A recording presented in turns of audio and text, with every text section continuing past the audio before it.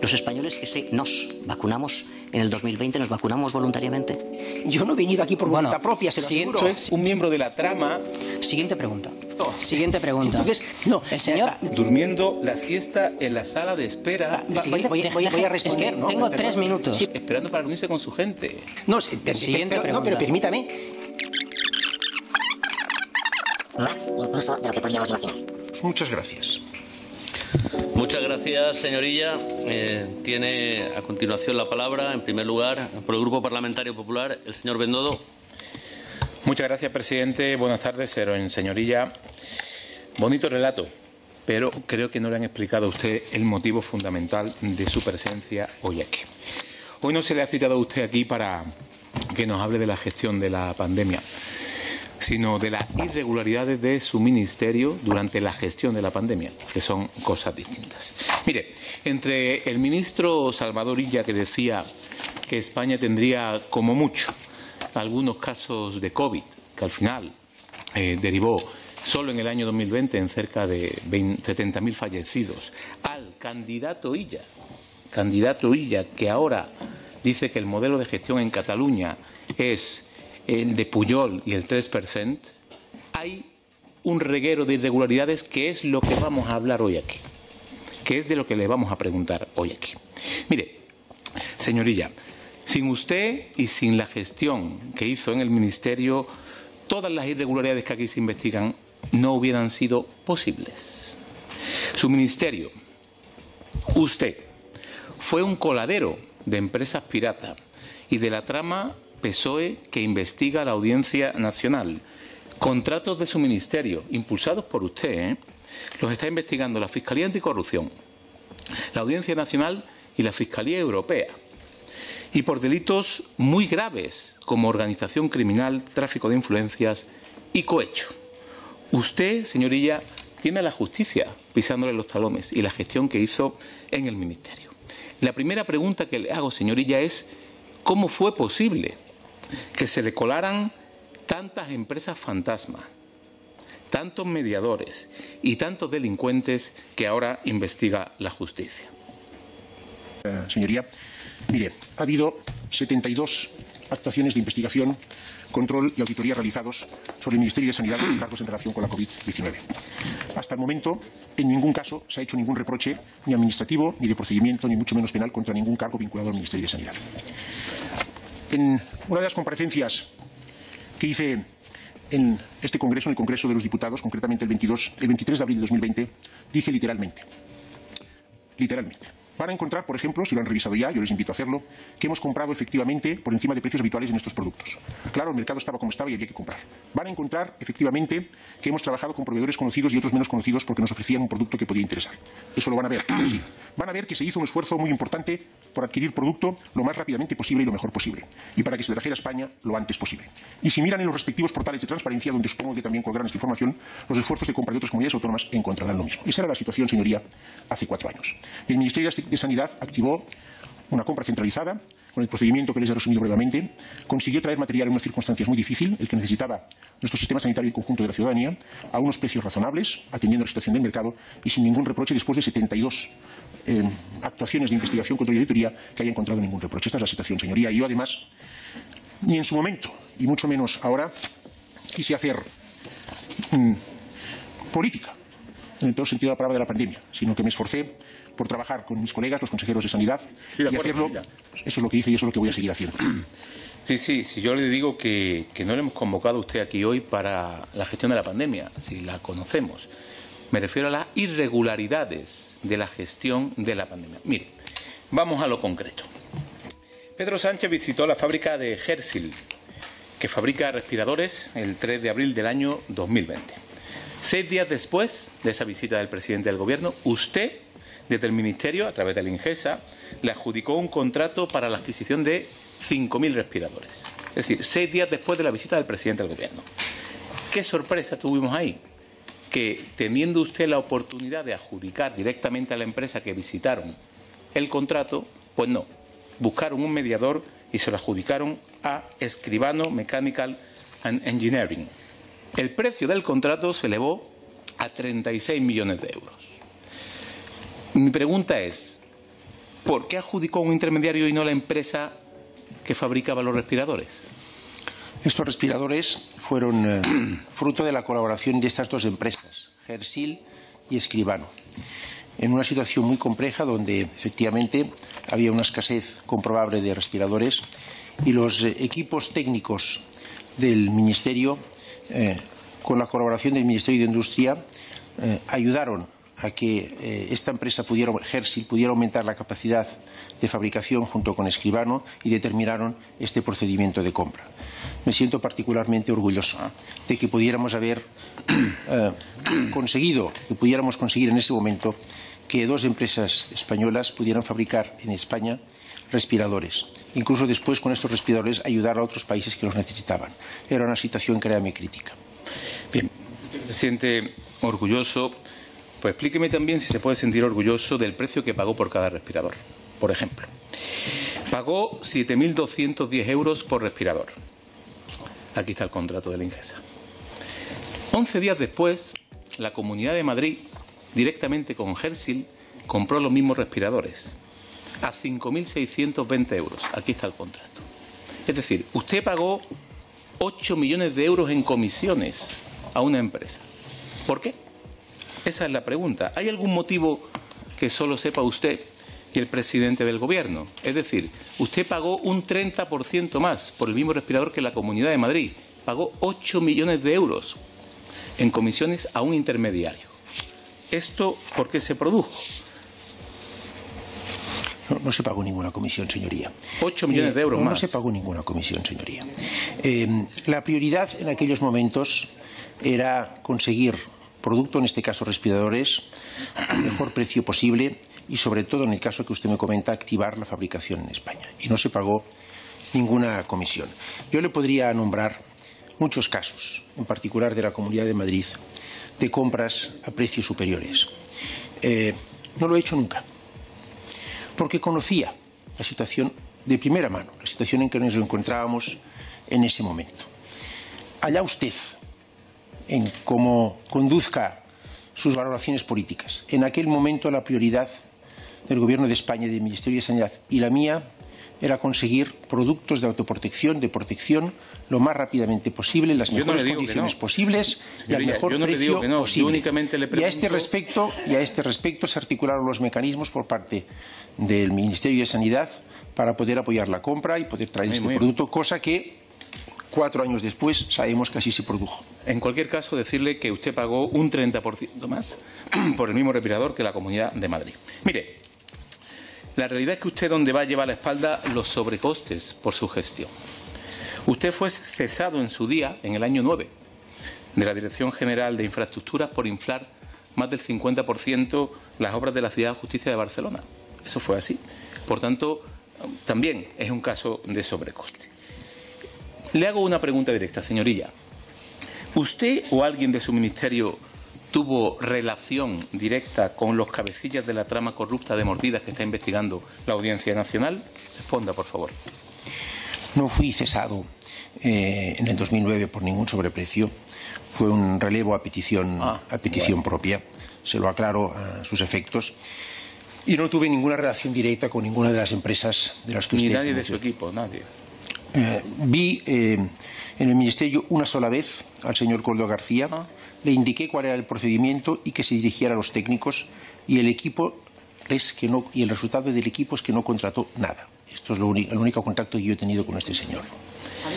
Entonces usted está reconociendo aquí que su equipo o usted directamente tuvo relación directa con la trama, ¿no? Me está diciendo aquí. Yo creo que eso es un escándalo, ¿eh? Lo que le reconozco y lo que le digo, porque no tengo... Un momento, señorilla. Señor Bendodo, saben que en aras a la fluidez de la comisión estoy permitiendo que sea un diálogo normal entre el compareciente y los grupos políticos, pero sí que le pido que si plantea una pregunta deje al compareciente contestar y por tanto que nos respetemos en el uso de la palabra, ¿vale? Gracias.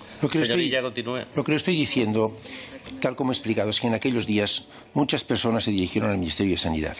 Por eso articulamos un procedimiento centralizado con unos buzones de correo electrónico y a todo el mundo que se dirigía a mí le reconducía a estos buzones y a estos técnicos que eran los que, en base a los criterios que le he expuesto, tomaban las decisiones. Eso es lo que ocurrió. Y vuelvo a decir que, afortunadamente, en un tiempo limitado, un tiempo corto, conseguimos traer el material que necesitaba España para hacer frente al virus. Pues mire, no coincide esto que dice usted con lo que dice el sumario. El sumario, algunos miembros de la trama, textual, el sumario, nos acaban de avisar que el ministro ha dado el ok. Estamos dentro.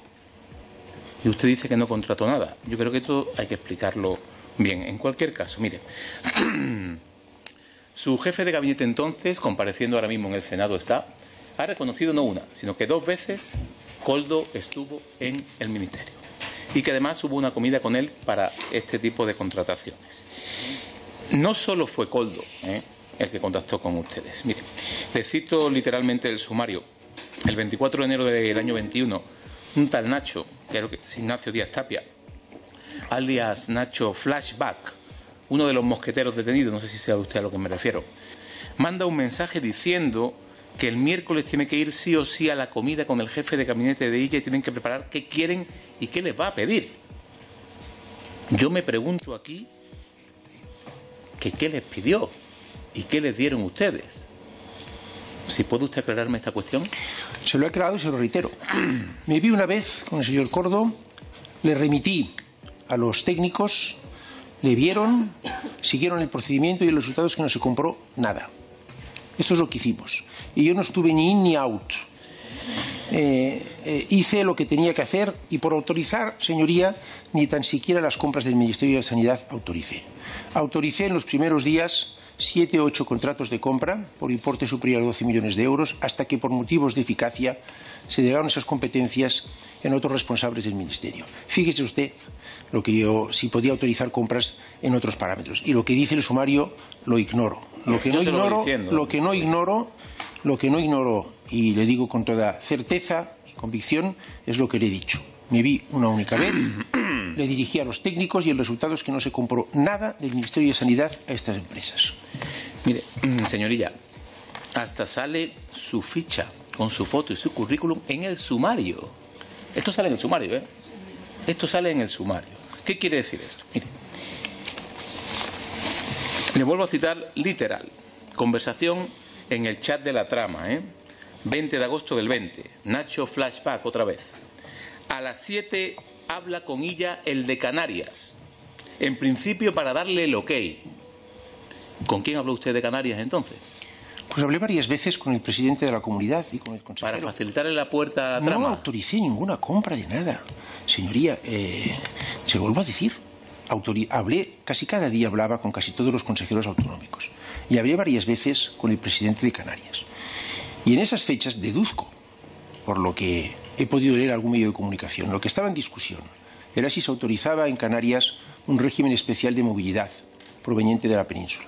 Cosa que, de acuerdo con los técnicos del Ministerio de Sanidad, no veíamos claro y rechazamos hasta finales de año. Y también estaba en discusión si se autorizaba algún régimen de movilidad especial con otros países de dentro y de fuera de Europa en atención a la temporada turística. Igual se refiere a esto. Desde luego, no pueden referirse, porque es falso, que autorizara ningún tipo de compra. Y déjeme también precisarle que haya una cita en algún sumario es muy distinto a estar inculpado en algún procedimiento, cosa en que usted sabe perfectamente, y yo, otros no sé si lo pueden decir, no estoy inculpado en ningún sumario. Yo no le he inculpado ni he dicho que esté inculpado. Nada, le estoy leyendo textualmente. Sí, lo preciso. No, lo sorprendente es que al final el gobierno de Canarias, al que usted parece que llamó... como todos los gobiernos de todas las comunidades autónomas, hablé con todos. Fue el mayor cliente de la trama, con hasta 12 millones de euros. Cada comunidad autónoma debe explicar. Permítame que le pregunte, abundando en esta línea. ¿Su ministerio tuvo en cuenta para contratar a Soluciones de Gestión que la empresa esta de Koldo ya había contratado previamente con el Ministerio de Transportes? ¿Fue influyente? Es que el Ministerio de Sanidad no contrató con Soluciones de Gestión. No sé si... ¿Ingesa no contrató con Soluciones de Gestión? Es que no sé si debo de decirlo en latín. No contrató el Ministerio de Sanidad con Soluciones de Gestión. No salió un solo euro del Ministerio a esta empresa. Usted está mintiendo. No estoy mintiendo. Sí, mira, permíteme que se lo diga. Usted está mintiendo porque... vuelvo al sumario. Registro de la UCO en el Ingesa. Quien atiende a la UCO es Daniel Belmar. No sé si le conoce usted. Subdirector General de Planificación y Gestión de Infraestructuras. Daniel Belmar, su subdirector general, le dijo textualmente a la Guardia Civil: la designación de Soluciones de Gestión como adjudicataria de los diferentes contratos en Ingesa, usted acaba de decir que no, surge tras adherirse a las empresas con las que el Ministerio de Fomento estaba contratando. ¿Y sabe usted dónde estaban Coldo, Ávalo y toda la trama? En el Ministerio de Fomento. Me acaba usted de decir que no. Se lo repito una vez más. El director general se lo dijo a la Guardia Civil. ¿O miente usted? Miente su director general. No miente nadie. Se lo repito una vez más. El Ministerio de Sanidad ni ningún organismo dependiente contrató un solo euro con esta empresa. Lo puede usted ver en la plataforma de contratación pública. Puede usted examinar todos los contratos de los que se dio debida cuenta. Es verdad que esta empresa, en unión temporal de empresas con Ferrovial Servicios, formó parte del acuerdo marco junto a otras 71 empresas. Y también es verdad que ninguna comunidad autónoma contrató ni un solo euro a esta empresa. Por tanto, formar parte del acuerdo marco no es una contratación por parte del Ministerio de Sanidad, es una habilitación para que junto a otras 71 empresas las comunidades autónomas adheridas a este acuerdo marco pudieran contratar si sí lo consideraban. Y ninguna lo hizo. Insisto, ninguna empresa, ningún euro, ni un solo euro del Ministerio de Sanidad salió para esta empresa y es verdad, formó parte porque era un acto debido en derecho, porque cumplía los requisitos de solvencia por ir en unión temporal de empresas con Ferrovial Servicios, se la acreditó y ninguna comunidad autónoma adherida al acuerdo marco formalizó ningún contrato con esta empresa. Señoría, esta es la realidad. Señor Bendodo, deben concluir. Sí. Termino. Mire, señorilla. Brevemente, por favor, señor Bendodo. Con mucha brevedad, sí. Y yo creo que tiene un papelón usted hoy aquí, que explicar todo esto es muy difícil, que no tiene ninguna vinculación. Mire esta foto.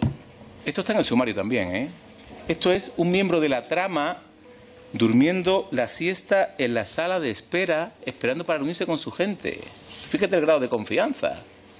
Esta es la realidad, pero no me lo invento yo, Esto está en el sumario. Por tanto, lo que usted ha dicho hoy aquí no se compadece con la realidad, de verdad, ni con lo que ha investigado la UCO, ni con lo que aparece en el sumario. Creo que todavía quedan muchas explicaciones que dar. Permítame, señor Bendodo, decirle que he de lamentar que haga afirmaciones de este tipo con tan poca base.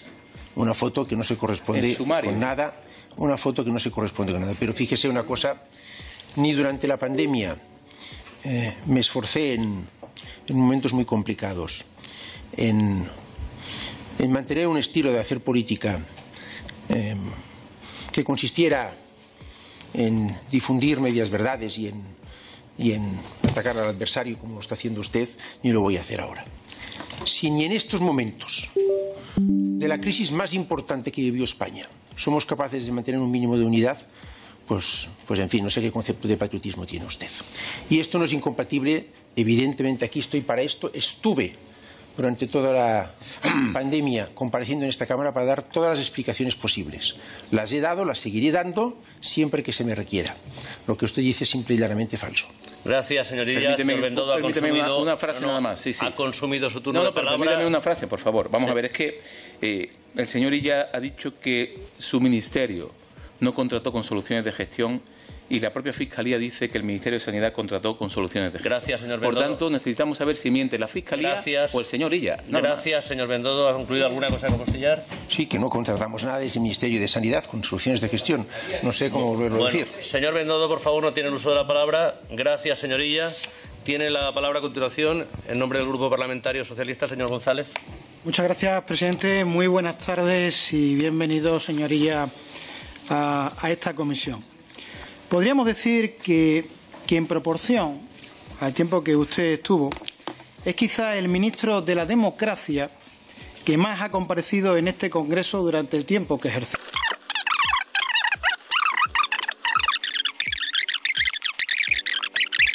Que llevó a cabo el Ministerio de Sanidad para apoyar a las comunidades autónomas. Gracias, señoría. Pues el Ministerio de Sanidad llevó a cabo un importante trabajo de preparación para garantizar el suministro de material sanitario y equipos de protección. Y el día 5 de marzo publicamos la primera orden con unos objetivos muy claros. Por tanto, ¿el Ministerio de Sanidad estableció alguna condición, limitó la capacidad de compra de las comunidades autónomas o tenía que autorizarles? pues las comunidades autónomas pudieron en todo momento comprar material sanitario. Es más, debían hacerlo en el ejercicio de sus competencias de gestión de los servicios sanitarios. No era necesaria ninguna autorización del Ministerio de Sanidad para que ninguna comunidad autónoma ni ningún otro organismo pudiera proceder a la compra de material sanitario.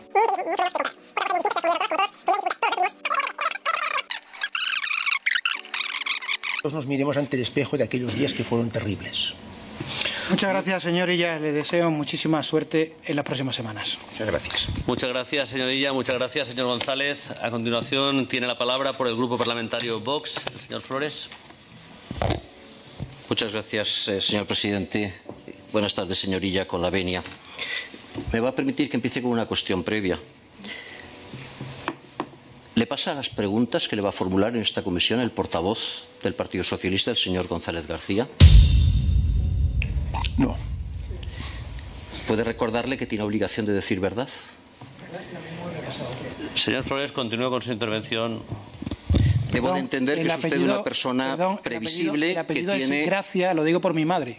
Debo de entender que es usted, por lo tanto, una persona con enorme capacidad de previsión que ha acudido a esta comisión con un papel escrito con todas y cada una de las respuestas perfectamente ordenadas, incluso con datos difíciles de memorizar, a todas y cada una de las preguntas que le ha formulado el señor González Gracia, que resulta ser el portavoz del partido al cual usted pertenece y que le ha hecho un traje a su medida. ¿Debo de sacar esa conclusión?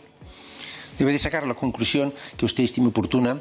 Lo que yo he hecho es tomarme muy en serio esta comparecencia, como hago siempre que vengo a esta casa, y prepararme debidamente para poder atender todas sus preguntas. Pero es curioso, la respuesta a mi pregunta no la ha leído usted. La respuesta a las preguntas del señor González Gracia sí que las ha leído. Tiene usted más capacidad para intuir el pensamiento del portavoz del Partido Socialista que para intuir el mío. No sé si tengo más capacidad para intuir su pensamiento, sí más afinidad ideológica. Eso debe de ser, que tiene usted más afinidad ideológica con el señor González Gracia. Que eso no le sorprende, señor. Si lo confiesa usted, no tengo que añadir nada más. Pero entendía que estábamos en una comisión de investigación en donde se supone que intentamos dilucidar la verdad y no en una obra de teatro en donde uno recita un papel y el otro recita el otro, en donde cada uno de los actores sabe perfectamente cuál va a ser la parte del libreto que va a leer el otro y en qué momento le va a dar pie para su intervención. Tenía la sensación, pero yo es que soy nuevo en esto y todavía estoy en la fase de sorprenderme de las cosas que nos sorprenden a los más veteranos, tenía, repito, la sensación de que estábamos ante un interrogatorio y no ante una alfombra roja. Si es lo que usted dice, que es una persona preparada, muchísimas felicidades por mi parte. Bien, yo respecto de usted, señor Illa, tengo una cierta ambivalencia en lo tocante a esta comparecencia. Evidentemente, se tienen que tratar en esta comisión cosas muy importantes, como las que han mencionado el resto de mis compañeros, como las que vamos a mencionar en los próximos días, contratación pública, dinero público, pero cuando tengo la oportunidad de entablar un diálogo con quien fue ministro de Sanidad entre el 13 de enero del 20 y el 27 de enero del 21, ¿qué quiere que le diga? Estas cuestiones se me hacen pequeñas. Usted era miembro del Consejo de Ministros, ¿no es así? Cuando fue aprobado el Real Decreto número 463/2020, por el cual se declaró el estado de alarma en todo el territorio español. No solamente era usted miembro del Gobierno, sino que fue usted uno de los ministros proponentes en su condición de ministro de Sanidad de ese decreto. Ese decreto se aprobó a instancias suyas, se aprobó en su presencia, se aprobó con su voto, ¿correcto? Ese es el decreto que declaró inconstitucional nuestro alto tribunal, el Tribunal Constitucional, por su sentencia 148/2021 de 14 de julio del 2021. En comparación con eso, en comparación con que el Tribunal Constitucional le haya dicho a usted que fue parte activa, no pasiva, parte activa de una masiva conculcación de nuestras libertades fundamentales y que se lo haya dicho con todas las letras, que usted, como ministro de Sanidad, como miembro del Consejo de Ministros, participó de un recorte nunca antes visto de nuestra libertad de movimientos y de nuestra libertad de residencia, y podía haberse extendido mucho más. La sentencia, desde mi punto de vista, se quedó corta.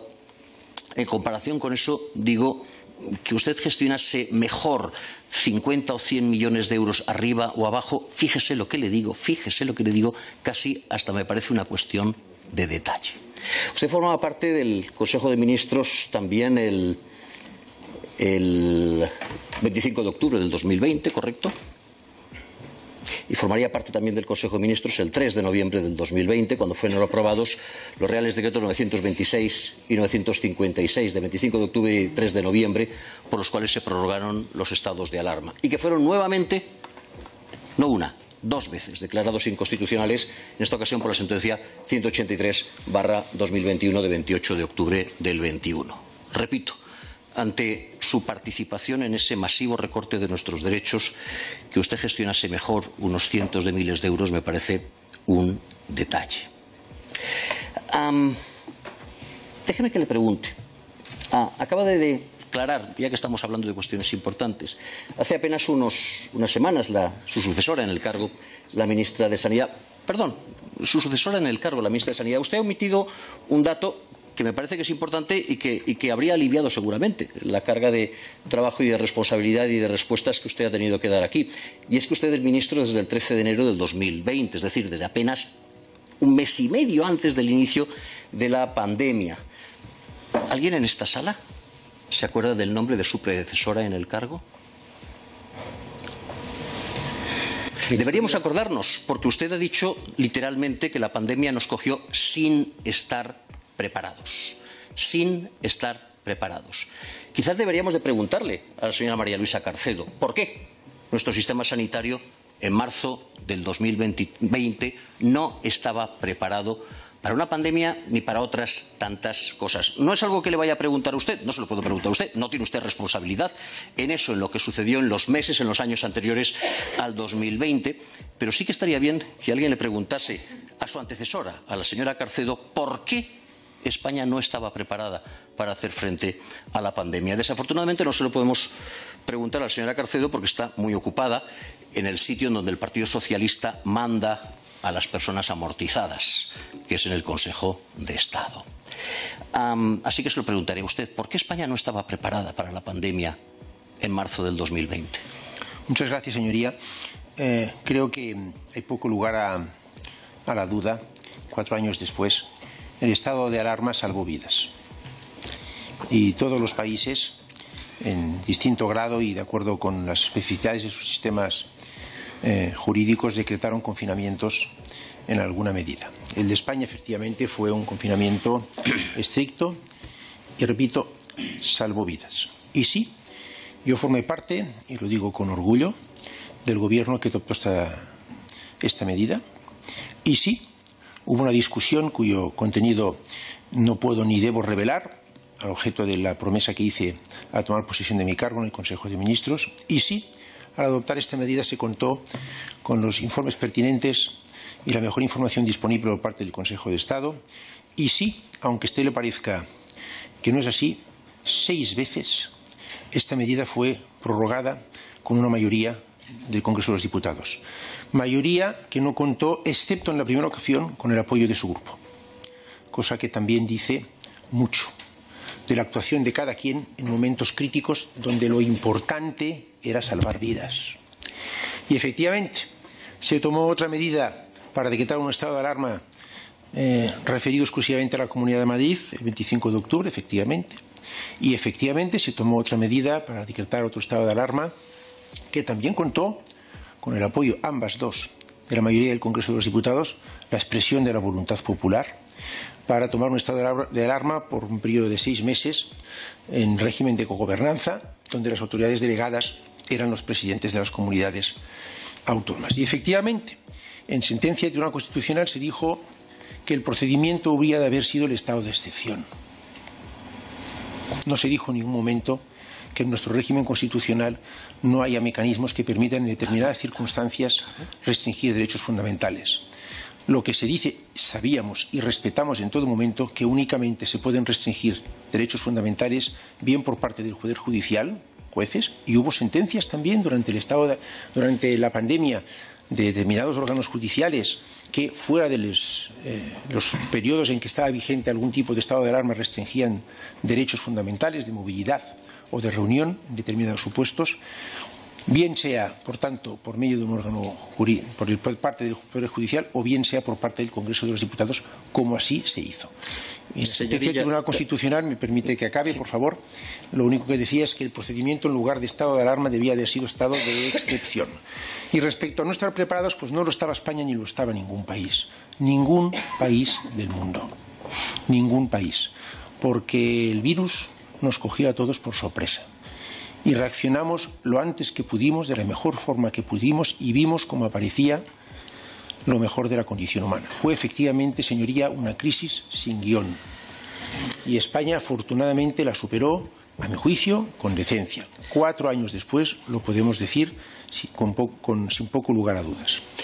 No formo parte, señorilla, del Parlamento de ningún otro país y no tengo la oportunidad de conversar con el ministro de Sanidad de ningún otro país, así que nos seguiremos centrando en este país y en este gobierno. Mire, yo soy aficionado al cine, cada uno tiene sus aficiones, y cada vez que le escucho a usted y a algunos otros políticos socialistas utilizar esa frase tan rotunda de salvó vidas, me acuerdo de Jack Nicholson en Algunos hombres buenos. Esa era la frase que utilizaba. Aunque a usted le parezca que nuestra existencia es absurda e innecesaria, nosotros salvamos vidas. ¿Sabe usted cómo termina la película? Si no sabe cómo termina la película, se la contaré después. Salvar vidas es un propósito absolutamente loable, absolutamente necesario.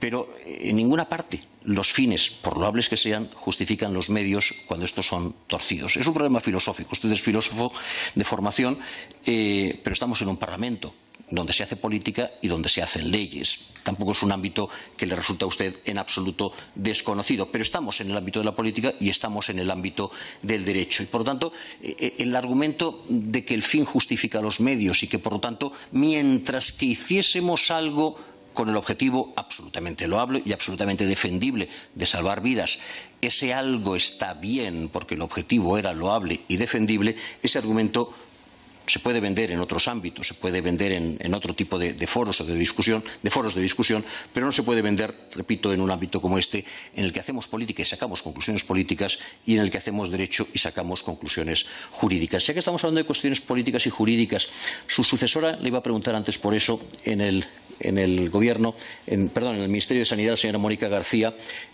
acaba de responder a un informe de la Agencia Española del Medicamento y Productos Sanitarios certificando la relación de causalidad entre la inyección de las vacunas y la miocarditis grave, diciendo que el Ministerio de Sanidad no es responsable de nada porque quienes se vacunaron voluntariamente.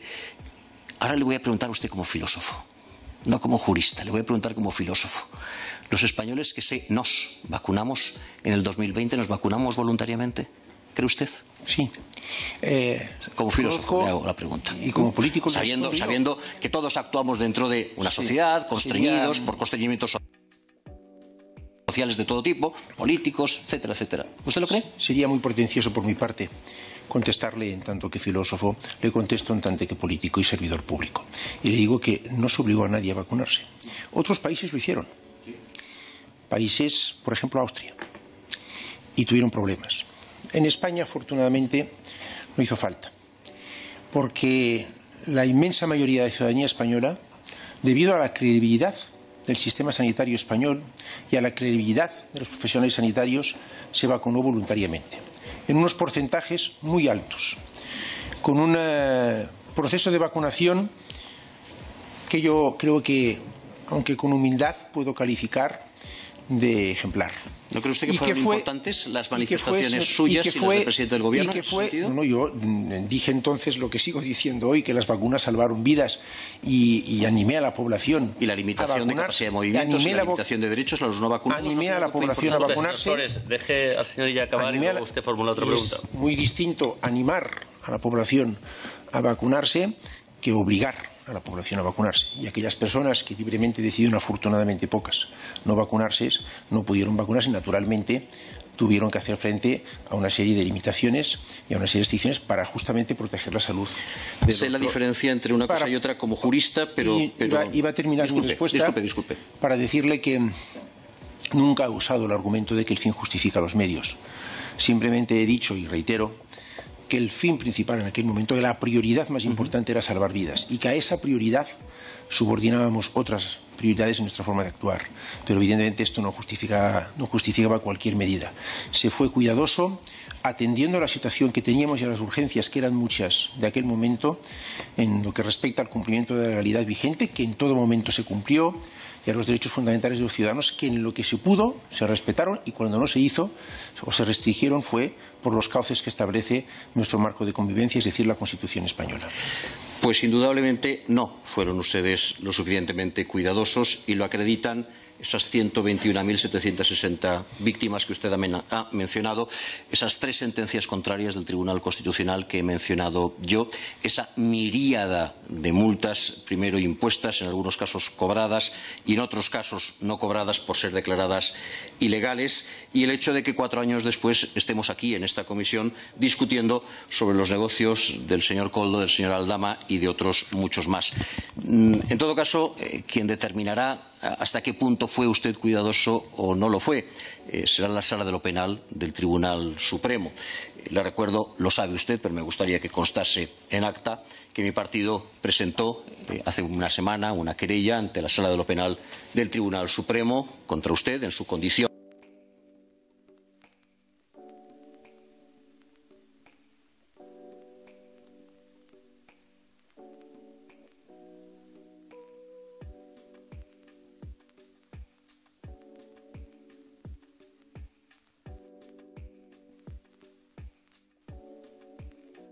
será la Sala de lo Penal del Tribunal Supremo.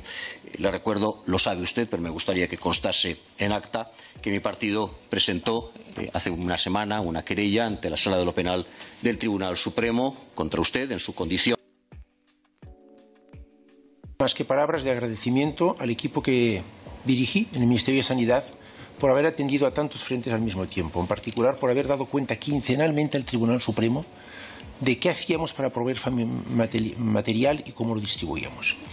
3 sentencias en curso, efectivamente, una de su grupo político del año 2023, interpuesta en 2023, una sentenciada, 6 archivadas y 2 inadmitidas.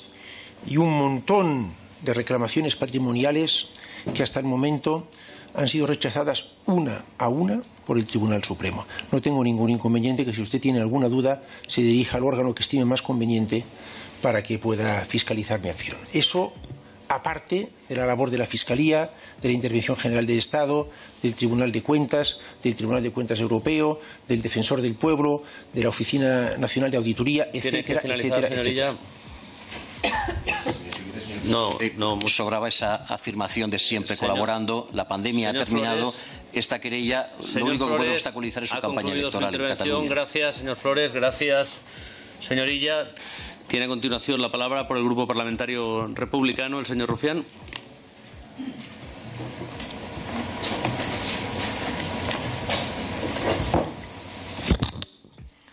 Muchas gracias, presidente. Buenas tardes a todos y a todas.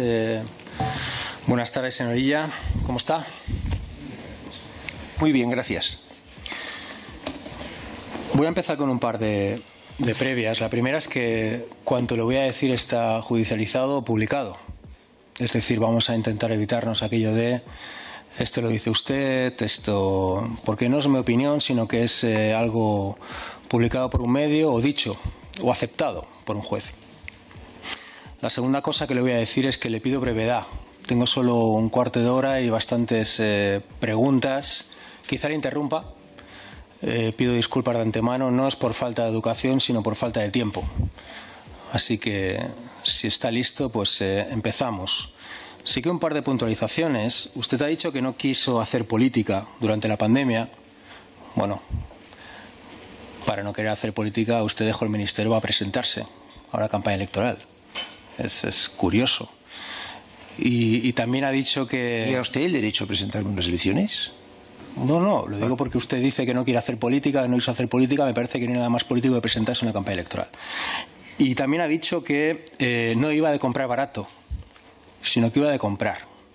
Esto está bien si usted va a un supermercado con su dinero, pero es que usted trabajaba con muchísimos millones de euros de dinero público. Con lo cual creo, y yo entiendo perfectamente que era un tiempo muy difícil en el cual, voy a ser muy claro, si hubieran comprado mascarillas a Bin Laden, Lo entiendo perfectamente. Pero luego se tienen que dar explicaciones de por qué a Bin Laden, de qué pasó y sobre todo por qué le timó Bin Laden.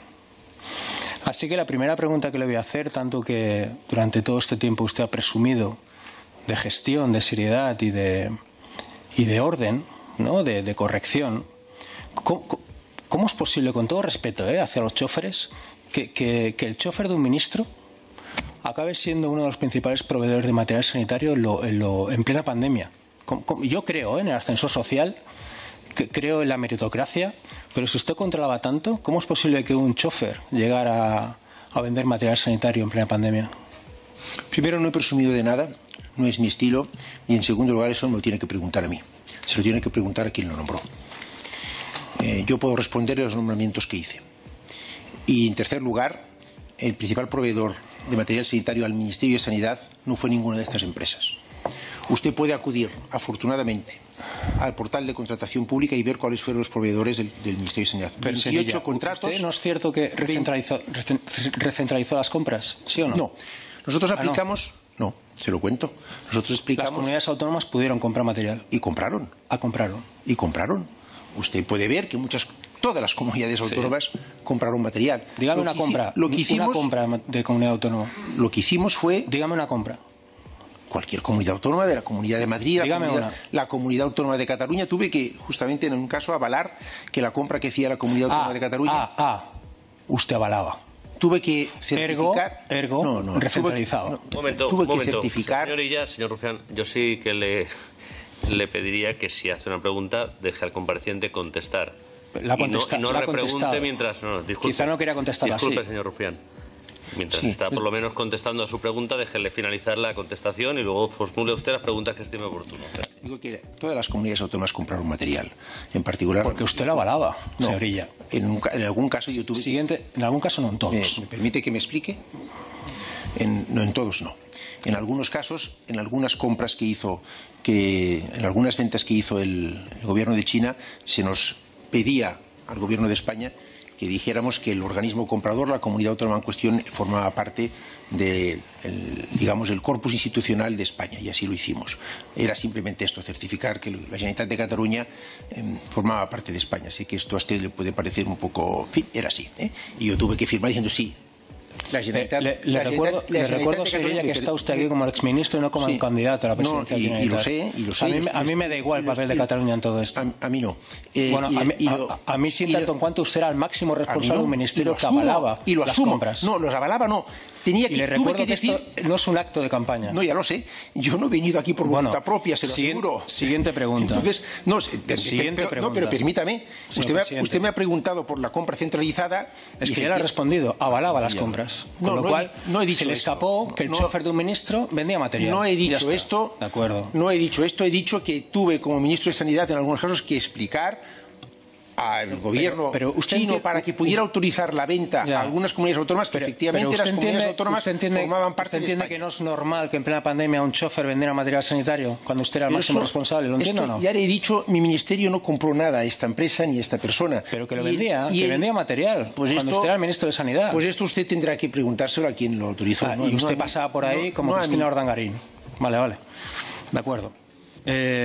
Repito, usted ha vendido toda su vida gestión y control, cosa que yo puedo llegar a entender, que es un político serio, cosa que yo puedo llegar a entender, ha tenido éxito en ello. Lo hizo como su etapa de alcalde, aunque tuviera problemas con un campo de golf, con un polideportivo. Lo hizo como ministro y lo hace ahora como candidato. ¿Cómo definiría su gestión en cuanto a la compra de material sanitario durante la pandemia? Decente, esforzada, diligente y creo que eficaz. Decente. ¿Qué tiene decente incautar material a comunidades autónomas, tal y como se publicó, No incautamos material a nadie. Se publicó en Alcalá Real, en Jaén, concretamente. ¿Puedo contestar? ¿Puedo contestar, señoría? Sí. En Alcalá Real había una empresa que fabricaba sin licencia. Hablemos de licencias. No, hablemos de empresas indecentes. ¿Puedo explicar? Señor Rufián, por favor. Yo estoy dispuesto. Señor Rufián, lo que no estoy dispuesto es a que usted me insinúe cosas y no pueda contestar. Bien, vamos a centrarnos en el objeto de esta comisión y formato respetuoso de pregunta, respuesta, sin interrumpirnos En ningún caso. Se le ha formulado una pregunta, si le parece responde y cuando acabe, siempre utilizando brevedad del tiempo. Una de las primeras órdenes que dicté como ministro de Sanidad tras decretar este estado de alarma fue una orden mediante la cual ordenábamos a todos los fabricantes o distribuidores de material sanitario de protección que comunicaran al Gobierno de España el stock que tenían y la capacidad de producción que tenían, para conocer el material que había disponible en España y, confrontándolo con el cálculo de necesidades, ver si debíamos de proceder a la compra de material o no. Esta empresa y otras no atendieron a esta orden en un momento de estado de alarma. De acuerdo. Y en atención a las facultades que teníamos y actuando con el cumplimiento de su deber, la Guardia Civil detectó que había una empresa que sin licencia estaba fabricando, nos comunicó el stock que tenía. En ese momento hacían falta mascarillas en Madrid, porque era donde teníamos la urgencia de la pandemia.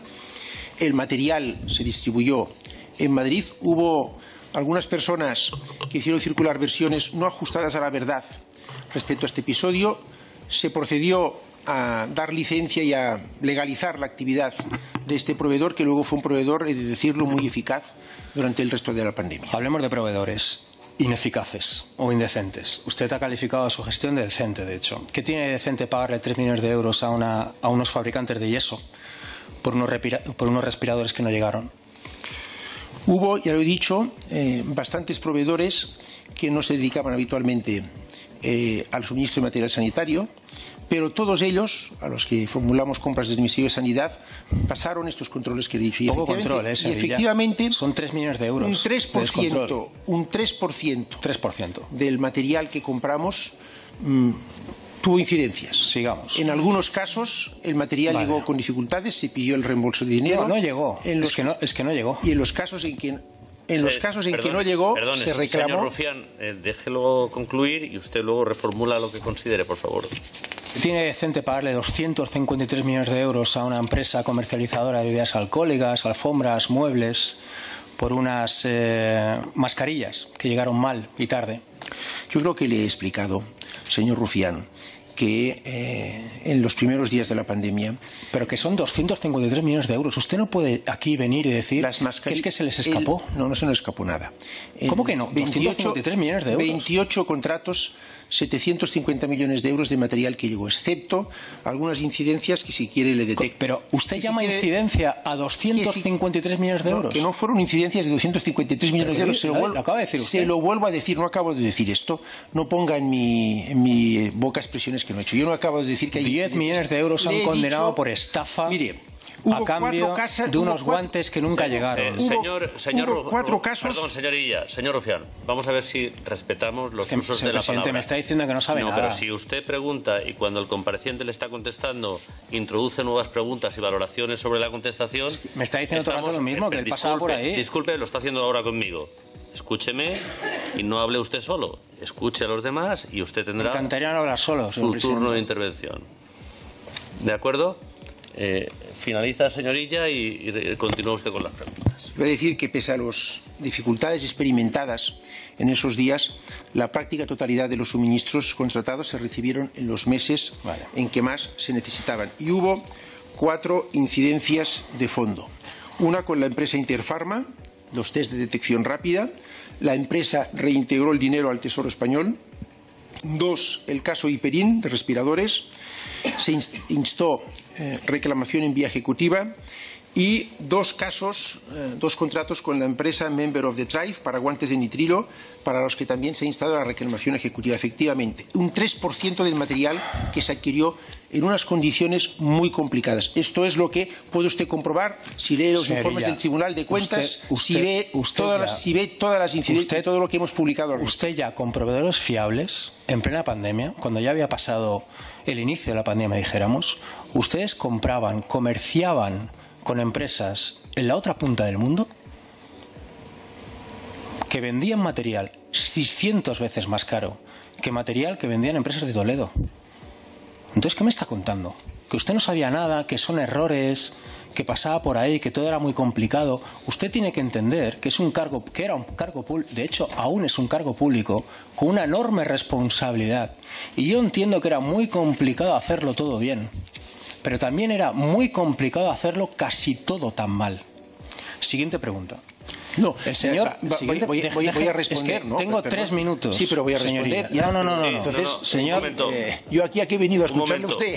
Bueno, supongo es que ya me ha respondido. Señor Rufián, me viene a decir que no sabe nada. No, ¿qué le voy a decir? Le digo que las compras. Pues que sí, que sabe algo. Un momento, señorilla. Señor Rufián, ha hecho usted una intervención. Deje que haga la intervención. Les pido a los dos brevedad, al compareciente y al señor Rufián. Y así podremos hacer productivo este debate. Señorilla. Simplemente recordar que el grueso de las compras que hizo el Ministerio de Sanidad y de los contratos que se hicieron por importe de 750 millones de euros se suscribieron antes de finales de abril del 2020. El material fue llegando, alguna parte del material llegó en julio, agosto, septiembre, pero los contratos se formalizaron antes de finalizar abril del 2020. Y en muchos casos solo se podían comprar líneas de producción y pactar entregas extendidas en el tiempo, que es lo que hicimos todos, también el Gobierno de España y el Ministerio de Sanidad.